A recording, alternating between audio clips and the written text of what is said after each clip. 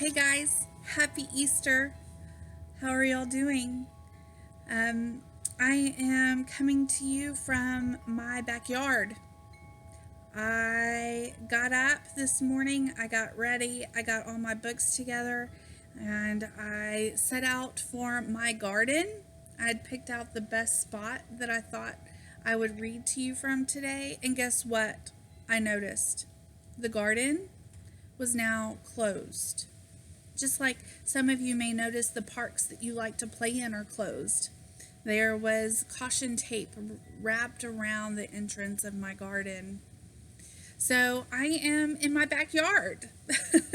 I know it's not as pretty, and it's not as grand or whatever, but there's something special, especially when the sun is shining, about being outside. And it's such a beautiful day. It's actually Monday, Easter Monday, and I know many of you are still off playing with your family, and you'll get to see this on Tuesday or later in the week. But the wind's blowing, the sun is shining. It's actually kind of cool out here right now, and I've got beautiful chimes playing in the background as the wind blows. You might be able to hear them. I love those chimes. They're very peaceful and comforting. I hope you all had a great Easter with your families. I hope that even though we might be celebrating differently now, that you were able to find ways to celebrate, new special ways to celebrate with your family. I know we did. We still went to church. We watched it on our back porch. We still had Easter lunch. We still had Easter baskets and hunted eggs, and we most importantly got to talk about God's love and the amazing thing that occurred on Easter Sunday roughly 2,000 years ago. And it's so amazing and so wonderful. We're still talking about it today. It's so special. We're still talking about it today. Last time I talked to you, it was Good Friday. And yeah, Good Friday's hard. Good Friday's difficult. And that week of Holy Week is filled with hard, difficult things. And throughout Lent, even, we're reminded of difficulty. But there's always hope. There's always hope that Easter is coming.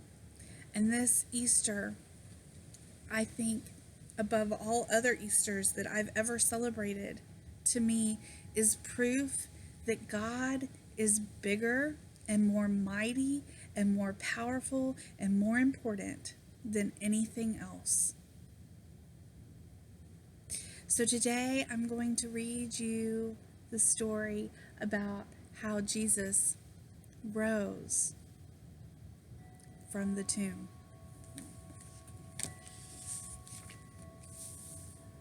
After Jesus died, some of his friends laid his body in a big tomb. They sealed it shut with a large brown stone, and soldiers guarded the tomb. So you see that big stone there? That stone was so big that it took 3 soldiers to be able to move it into place. And it just rolled. They didn't have to pick it up or anything like that. It just simply rolled in front of the tomb. It took 3 soldiers. And then they sealed Jesus in. And then the soldiers guarded the tomb, so nobody could get in and nobody could get out.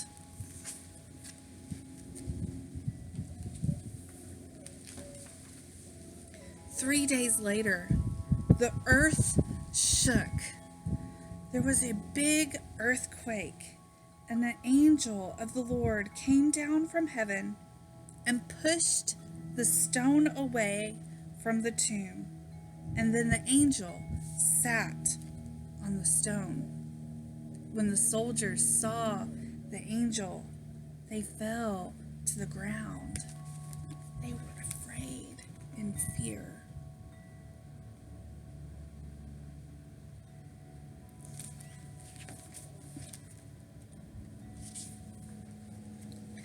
Mary was walking to the tomb with some of her friends, and they saw the angel who said, what do angels always say? First thing, do not be afraid. Jesus is not here.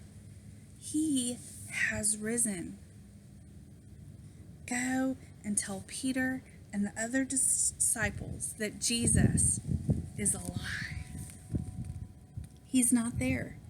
He's risen. Jesus is indeed alive. On their way, the women saw Jesus. They fell to their knees and worshiped him. Jesus smiled and said, "Go and tell the others that I will see them in Galilee." So Mary ran to tell the other disciples.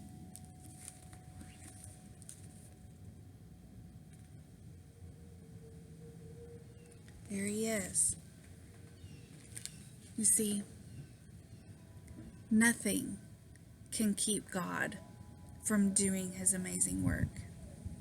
Nothing on this earth can keep God from fulfilling his plan for us.